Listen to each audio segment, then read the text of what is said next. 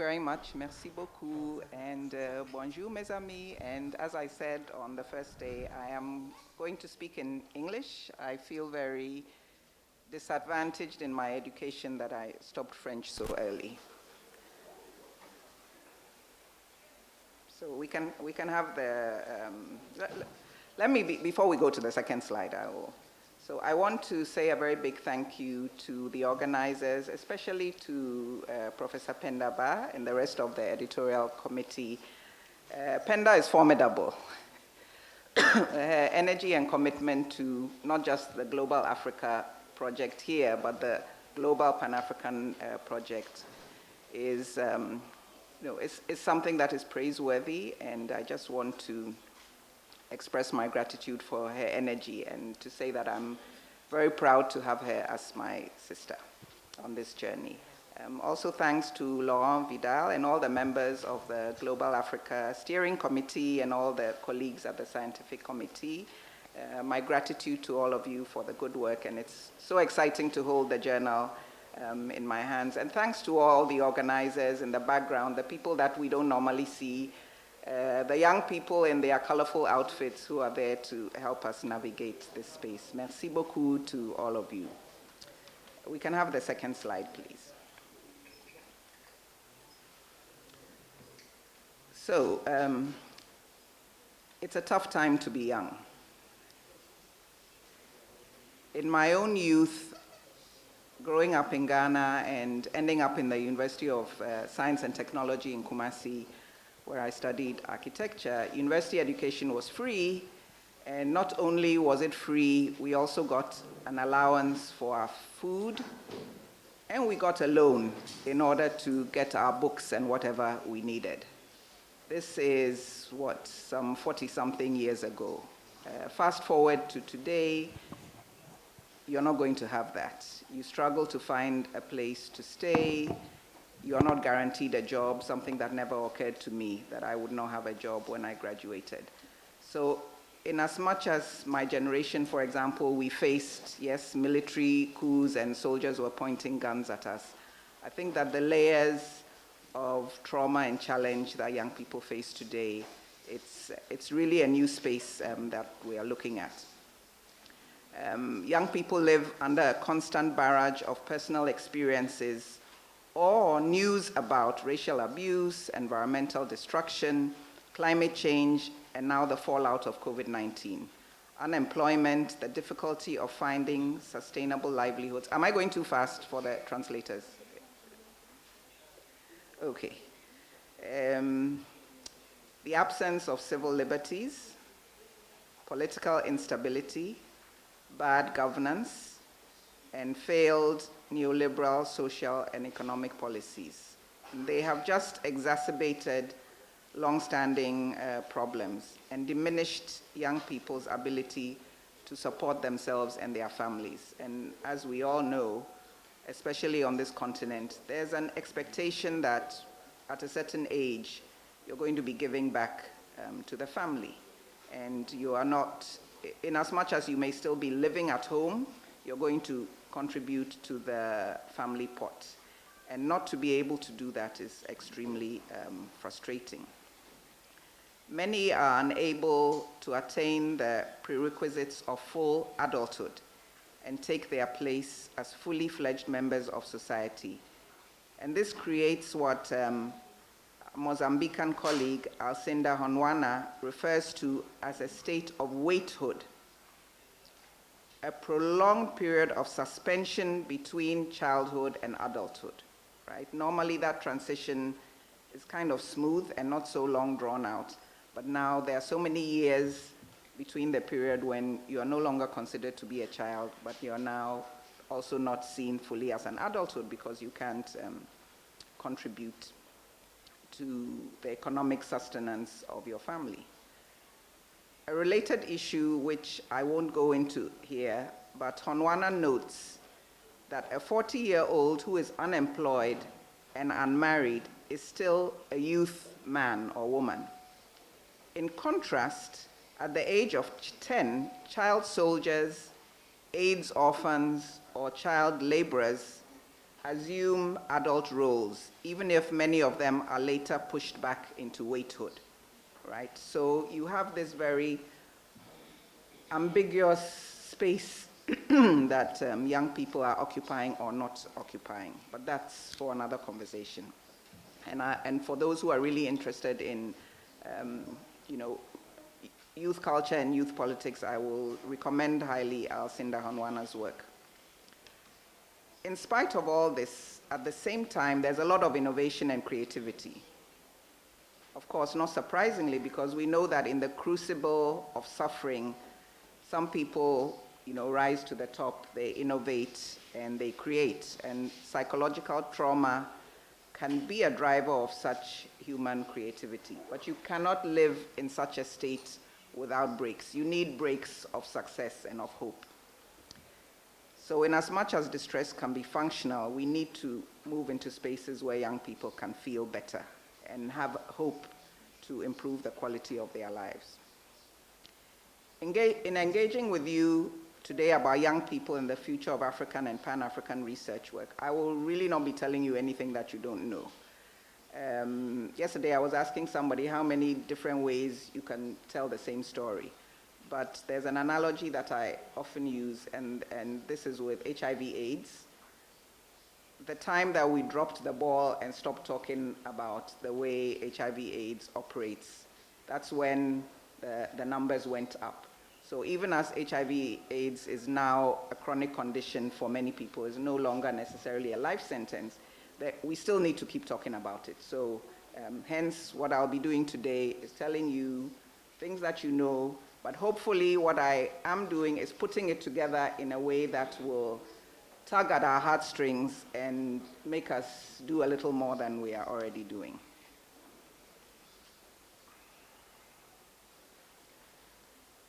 So if we really believe in this demographic dividend on the African continent that we keep saying, and the young people are our future leaders, then it behoves us to really put our hands to the wheel. And I'm sure that whether we are academics here or we are in civil society or we are practitioners, all of us in one way or another are activists, and we are interested in changing things for our continent.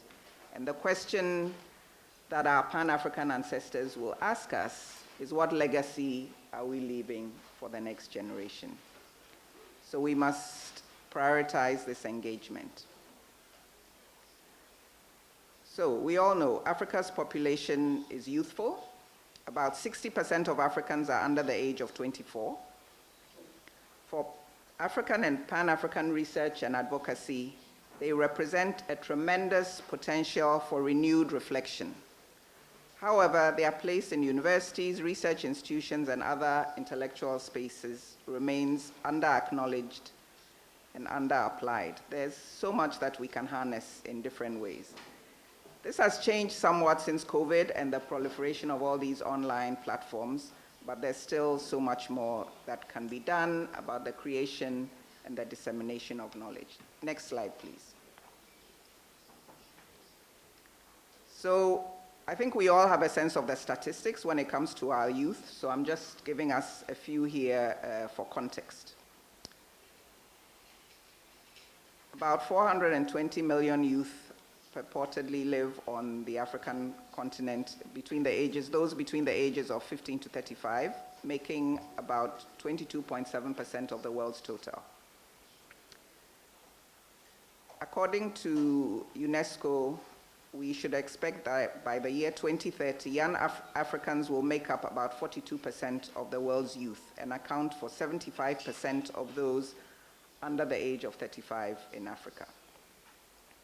20% of children 6 to 11 are out of school, 33% of those 12 to 14 are out of school, 33% of those 15 to 35 unemployed, 33% of those 15 to 35 vulnerably employed, so we can think of the mining sector, some of the fishing sectors, no time to go into the details, I think we all are familiar, domestic work, sex work, migration. In 2021, most African even though most of African migration remains on the continent, right? So we are moving to other African countries, but around 21 million documented, around 21 million documented Africans live in other African countries outside of their place of birth, and about 11 million African migrants were found in Europe. We know that these figures, could be way off, but this is what we have. Most of these are under the age of 35, with the top 3 sending countries being Morocco, Algeria, and Tunisia. Most of these are fleeing situations of vulnerability, conflict, unemployment, other forms of abuse, and an attendant risk to that is the issue of trafficking. According to the African Development Bank, and I quote, 263 million young people will lack an economic stake in the system by the year 2025 if things continue as they are at the moment. Next slide, please.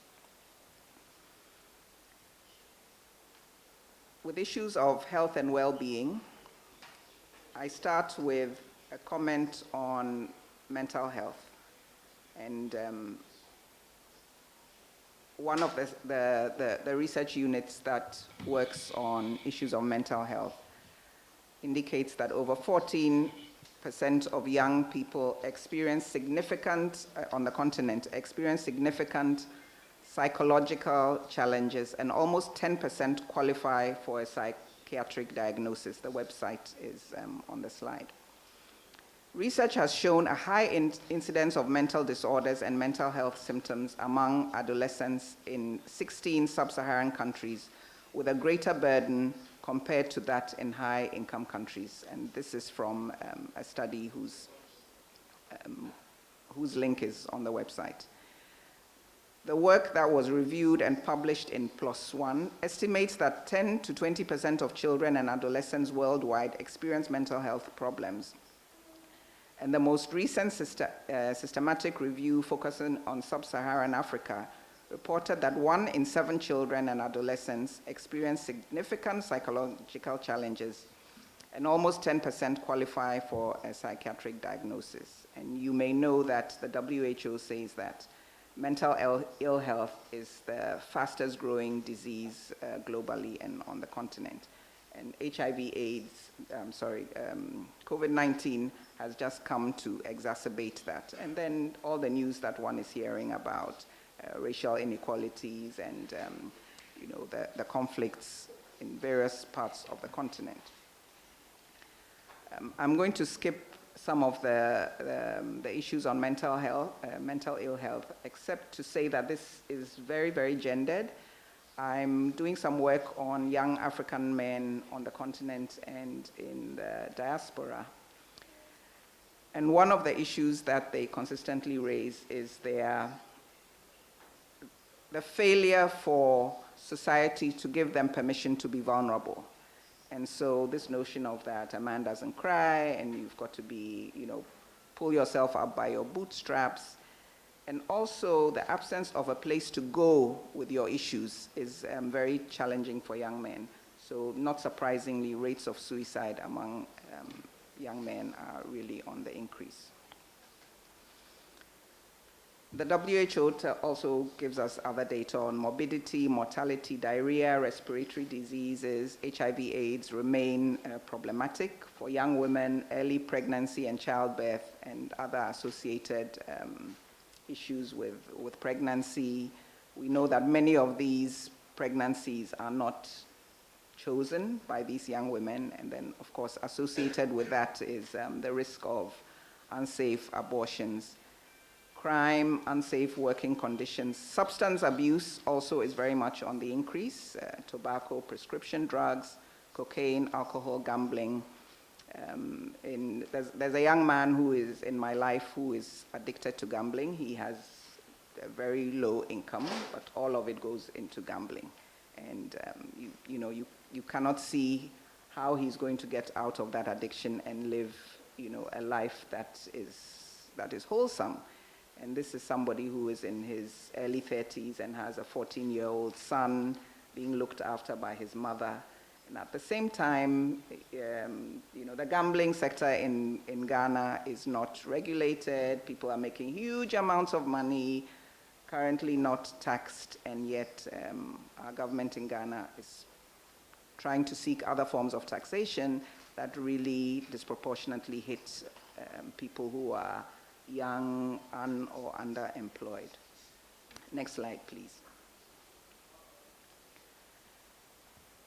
Issues of information and participation in our societies. So, in spite of the struggles, young people on the continent are engaging via the internet. So, about 40.3%, according to International Technology Union, have access to the internet. This is compared to 21.8% of the total population. So people under the age of 35 are almost twice as likely to be using the internet on the continent than we, the older ones. Those with access to internet-enabled phones, so they're using the internet in various ways. Some are still going to cafes and so on. The access to internet-enabled phones is 60% among South African youth, and drops to a low of 11% in Rwanda. That surprised me, but maybe it really shouldn't be that surprising. Social media, Facebook, YouTube, Instagram, Twitter, WhatsApp are very, very popular means of sharing of information and communication. And so this is a resource that we would do well to think of. At the same time, nearly 50% of countries on the continent have or are restricting access to social media, according to Quartz Africa. And I will talk subsequently about the importance of popular culture and how that is related to issues of governance and activism. As we all know, our young people have been very, very active when it comes to issues of civic engagement.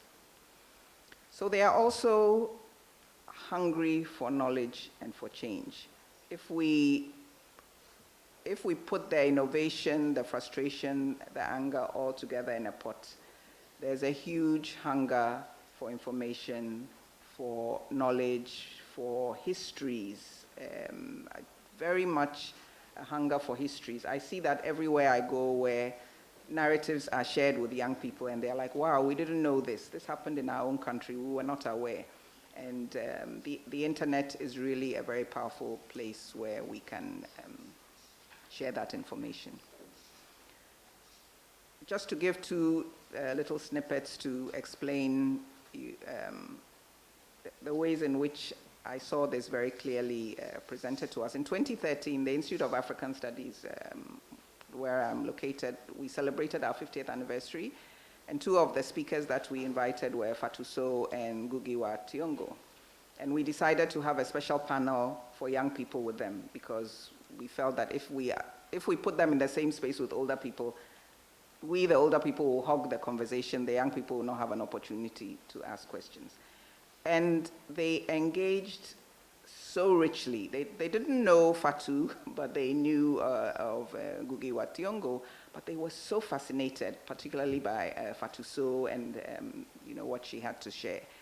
In 2014, we had another event at the University of Ghana where Tandika, the late Tandika Nkandawere, was the speaker. And again, we held a special session for young people. And they were so fascinated. And these three people I mentioned were just wonderful in the ways in which they engaged with the young people. So that was well before COVID. I think today that we would have put this online and we would have been able to reach so many more young people to engage with this, with these individuals. I have a number of snippets here that I was going to share about particular engagements with selected young people to give kind of a panorama. For the sake of time, I am not going to go into most of them, but let me say something about some of the social movements. For example, the NSAS movement in Nigeria. These were local and eventually international protests led by Nigerian youth. Mass protests against police brutality in Nigeria. The slogan, End SARS, calls for the disbanding of the Special Anti-Robbery Squad, SARS for short, a notorious unit of the Nigerian police with a long record of abuses. Among the top organizers were Omoyele Sowora, Aisha Yesufu, and Raphael Adedayo. Very many young women were at the forefront of this struggle, and we know that, historically, many of these struggles that have women leaders, when the histories are written, those women are written out of the histories. Many of the young women today are making sure that they are written into those histories, which is also important for our Pan-African narrative. I'm citing here from Wikipedia. The 2020 End SARS protest was largely effective due to the use of digital technology, particularly the internet. Nigerian youth tagged the Soro Soko generation started the protest from Twitter before taking it to the streets. Soro Soke is a Yoruba phrase for Yoruba speakers. Forgive me if I have not pronounced it well. It's a Yoruba phrase which means speak louder. It was used on social media and offline to encourage people to speak up in protest. On the 9th of October 2020, the End SARS hashtag trended globally on social media. A report analysis showed that the online protest was responsible for 48 million mentions and tweets from 5 million unique authors on Twitter between 5th and 14th of October. End SARS protests, which started on the 8th of October 2020, are still ongoing in major cities around the country in Nigeria and have attracted international mainstream media attention. It brought to the consciousness of the global world the injustice meted out on the Nigerian youth by SARS men and kept the Nigerian government on their tiptoes in a never-seen-before fashion, unquote. We can look at what's happening with police brutality in Nigeria today, but the End SARS movement has been extremely powerful, continues to be powerful. Maputo, early September 2010, young people rose up to protest a substantial rise in the prices of bread, water, and fuel. These are things that they need to deal with and have access to daily. Using text messaging to mobilize their age mates, they blocked the streets, burned tires, and confronted the police. The escalation of these protests forced the government to concede and reverse the price hikes. Few non-Mozambicans were aware of these dramatic developments. I'm sure most of us know of the events in Tunisia in 2011 that attracted international attention in youth protests. Dakar, June 2011, young people were rallying around the movement, please, how do you say it? Mare? Mare, okay. Okay, merci beaucoup. Enough is enough.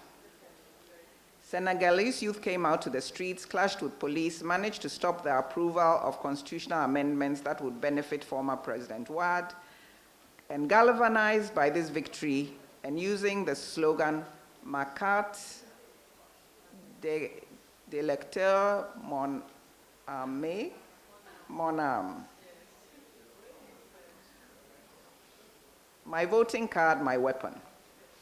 The young Senegalese helped to remove Abdoulaye Wade from office in February 2012. This is the narrative that we have. I don't know if Senegalese want to contest it. I don't think so.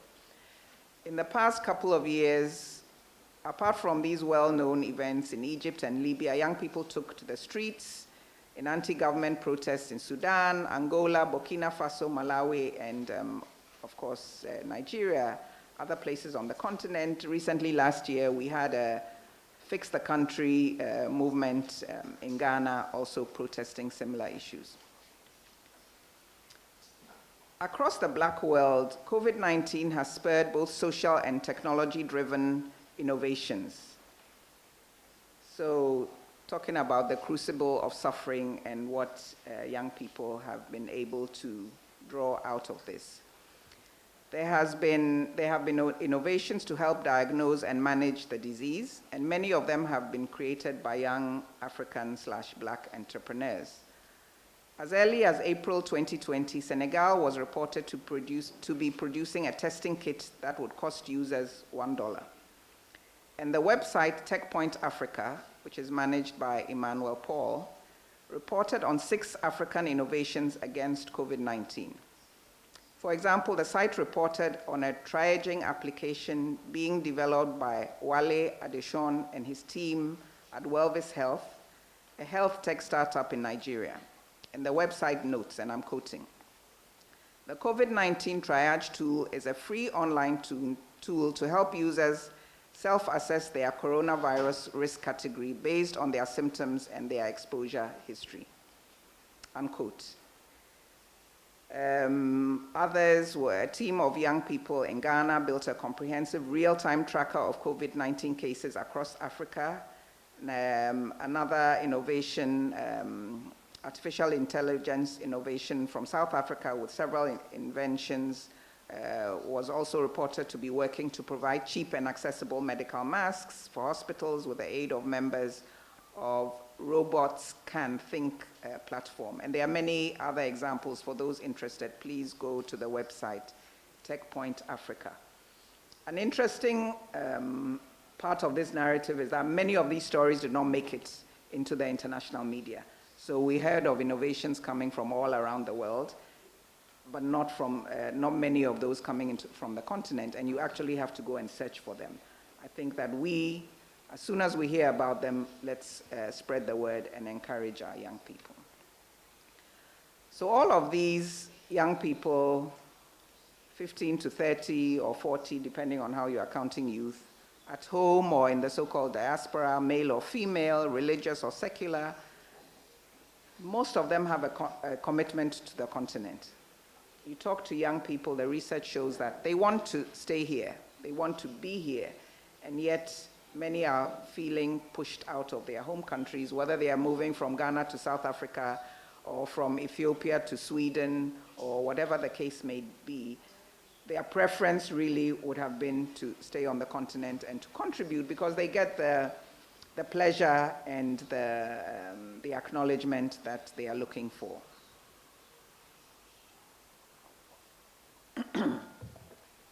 So why are we having, next slide please.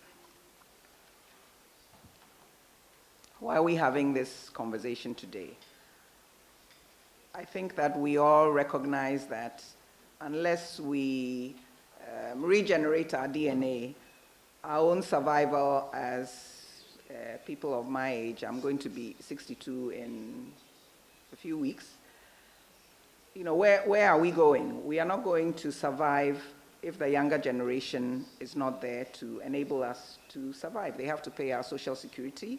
They have to be in the hospitals when we need medical care. They have to understand the system. And so even if we're not doing it for any other reason, we need to do it for our own survival. And clearly those of us in this room have a Pan-African agenda. Next slide, please.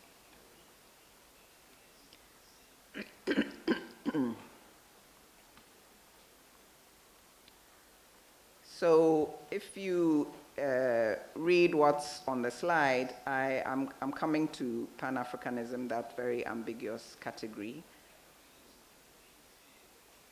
This movie came, and many of us were excited. There was also a lot of criticism about the movie, but also frustration. And I want to quote from something that Chinua Achebe said many years ago, the last quote on the slide. "I do not see that it is necessary for any people to prove to another that they built cathedrals or pyramids before they can be entitled to peace and safety." This speaks to the notion where one is always feeling that one has to explain one's Pan-African agenda, why should we care about Africa? Excuse me. A constant pressure, and it's very exhausting to have to consistently explain. The comment above that, and I will read, refers to the movie that talks about this fictitious city, Wakanda. And these two authors write on Africa as a country, and I'll be talking about their blog, Africa as a Country, shorter. And they are responding to the euphoria around, Wakanda. And they ask, would a Zamunda without its prosperity, or a Wakanda without the technological advancement of vibranium, be of much interest to African American audiences? I bring this in because the Pan-African agenda needs to be really global. And this journal that was launched on Monday says Global Africa, and we have to have that conversation about what we mean by Global Africa, and to attend to the tensions between young people from these different locations, right? There's a nostalgia, there's a certain romanticism. We see it in Ghana a lot when young people, and not so young people from the diaspora, come on these return trips. We see the emotion, but we also see the romanticism. We see the tensions between conversations about what is authentically African, and whose Africa are we talking about, and who has the right to define this Africa. The quote at the top of the page is from something that my daughter said at the time she was 23. She said, now that we are all from Wakanda, it's all about jollof rice, Davido or Burna Boy, and dashikis. And basically what she was saying is that there's this reductionism about Africa to these very popular, interesting, easily accessible categories, and a failure to dig deeper into the issues that we as Africans should be talking about.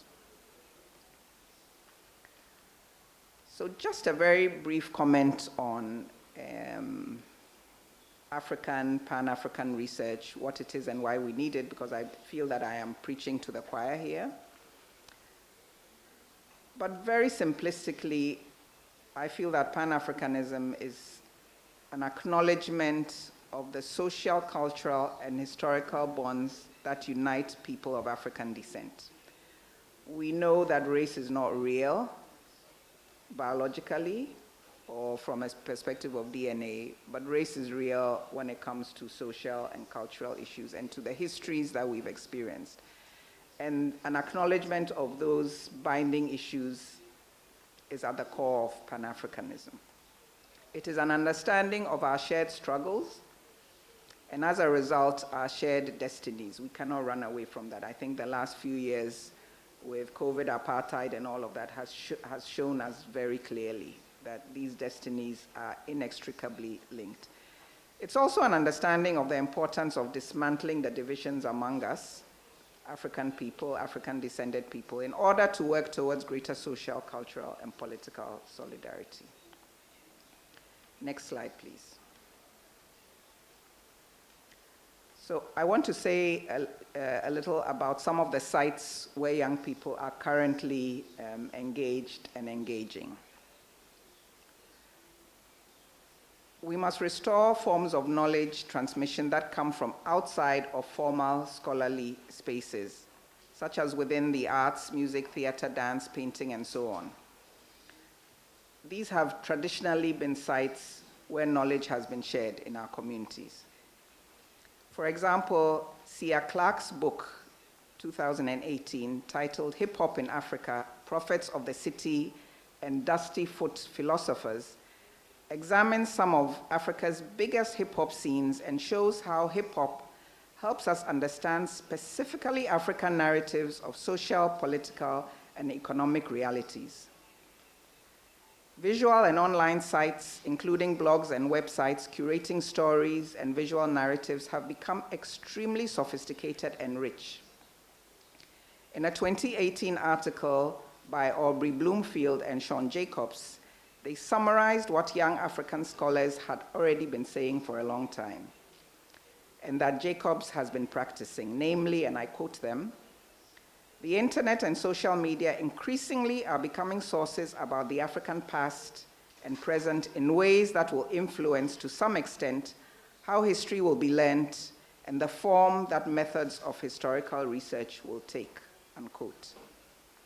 The online site, Africa is a Country, one of the ones on your slide with the caption history, that's Africa is a Country's blog site, was co-founded by Sean Jacobs with others in 2009, and it is a prime example of what they say. It started as an outlet to challenge the received media wisdoms about Africa and was informed by experiences of anti-apartheid resistance movements. Over time, it has grown to include a larger geographic scope and features online commentary, original writing, media criticisms, videos, audio, and photography, and it has become one of the leading intellectual voices in Africa and beyond.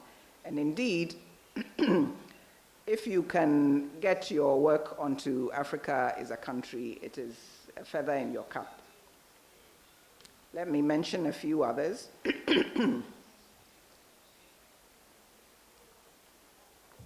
African Arguments is a Pan-African platform for news, investigation, and opinion. They seek to analyze they seek to analyze issues facing the continent, and I'm reading from there, I'm quoting them. They investigate the stories that matter, they say, and they amplify a diversity of voices. So another site that doesn't just privilege scholarly, quote-unquote, voices. African Arguments also provides a crucial and unique platform for predominantly African writers to reach a predominantly African and also international audience. Over 2/3 of their authors are of African descent, as are the majority of their readers. African Arguments also hosts a subsection titled Debating Ideas, which offers more academic discussions around African arguments and a book series that they have. Just briefly, the conversation, the picture that you see at the bottom of the slide of the woman with the raised fist is from the blog, The Conversation, and they have stories in both English and French. They have a newsletter, and they privilege young writers. African Arguments, as well as The Conversation, and the site that I will refer to next, they actually invite people to be authors on their website. I have to mention the CIHA blog, Critical Investigations into Humanitarianism in Africa, because I am a co-editor, and Penda is a co-editor. Silas, who is here, I cannot see him, somewhere in the room, and Cecilia, who started this journey. The 4 of the co-editors of this blog are in this room, and personally, I'm very proud to be part of this CIHA blog. So let me say a little bit about it. Critical Investigations into Humanitarianism in Africa, read very broadly. The blog seeks to transform the phenomenon of aid to Africa into egalitarian and respectful relationships that challenge unequal power relations, paternalism, and victimization. Our research and commentaries highlight critical and religious voices to explore connections among issues of faith, governance, gender, and race in colonial and post-colonial contexts through analysis and dialogue. We have a host of student editors who are part of this process. We have some translation into French, and like the other sites, we all have links to Facebook and Twitter. And when I say that the issues of humanitarianism and religion are very broad, we look at issues of debates around people being excluded, penalized, thrown out of their homes because of their queer status and so on. And then we look at issues of governance. So it's really a very broad spectrum beyond the narrow understanding of aid. I was recently at a meeting in Sharjah at the Africa Institute, and this is a global Ghana conversation. It had a Sharjah chapter and it has a Ghana chapter. And we brought some young people to that space, performers, music performers, dance performers, artists, painters, and so on. And all of them, they were, of course, strategically chosen, but all of them really incorporate a Pan-African agenda into their work. So, for example, Ifwa Sutherland, who is the granddaughter of the famous writer Ifwa Sutherland, incorporates praise poetry or political speeches by Kwame Nkrumah into her performances. And let me not conclude, but make this comment on the value of pop culture by referencing Beyonce and Chimamanda. I'm sure we are all familiar with Beyonce's incorporation of Chimamanda's TED Talk in Beyonce's album Flawless, in Beyonce's attempt in calling out to feminism. Whatever people may think about Beyonce and celebrity feminism and whether she's a feminist or not, it's not something I'm engaging with here. But I guess that as researchers, top scholars in this room, I don't know how many people read our work, maybe if you're lucky, a few thousand. But as a result of Beyonce incorporating Chimamanda's work into her album, Chimamanda became a celebrity scholar. And as a result of that, a number of young people have become familiar with the work of African feminists. So it is a process.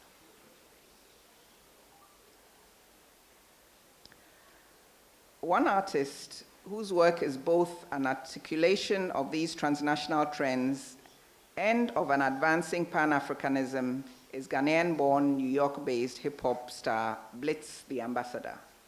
You can look him up. We see this throughout his entire catalog. From songs like Emmett Till. So Emmett Till was a young African-American man who was brutally murdered in the US, brutally murdered, and his mother has tried to, accused of rape, his mother had tried up until recently to get him justice after his death. And he was called Emmett Till. Blitz has a song called Emmett Still, in which he talks about these struggles. And in his Sankofa album, he has a song called Double Consciousness. He has another release called Diasporadical. So here are pop culture artists who are very deliberately engaging with global Africa. And I quote him from his song, Hello Africa. Just touched down, ECOWAS passport, internationally known. I give them what they ask for, from Accra city all the way to Outer Marrakesh. He proceeds to take us on a journey across Africa in a way that acknowledges his identity as an African belonging to the continent, and also his transnational relationship with the continent. He throws different languages into his song, Arabic, Swahili, Wolof, as he moves across these different cities in his imagining. In 2011, Senegalese hip-hop pioneer Didier Awadi released the major collaborative project Président d'Afrique, featuring collaborations with artists from Burkina Faso, the DRC, Kenya, Mozambique, South Africa, France, and the US. It also sampled speeches from past leaders like Aimé Césaire, Nyerere, Nkrumah, Malcolm X, and Martin Luther King. The women are missing, but it's okay, we'll forgive him. In Black is King, we see the prominent influence of West African culture, Beyonce Knowles project. And this project was the product of the creative vision of Beyonce, but also Kwesi Fodjo and other Ghanaian creatives like Blitz the Ambassador that I just mentioned. Emmanuel Eje, also of Ghanaian extraction. Also on the project were Nigerian creative directors Ibra Ake and Jen Nkiru. So again, I'm not going to go into the criticisms of that project, its shortcomings, whatever we can say about it. It put a certain global African consciousness on the table for many young people, and I dare say for many older people as well. So I will be concluding soon with some suggestions that I hope we can have a conversation about. We need to give young people a reason to fall in love with Pan-Africanism. We need to provide content that is accessible. Can I see the next slide? I don't know if I'm done with slides. Maybe I'm done.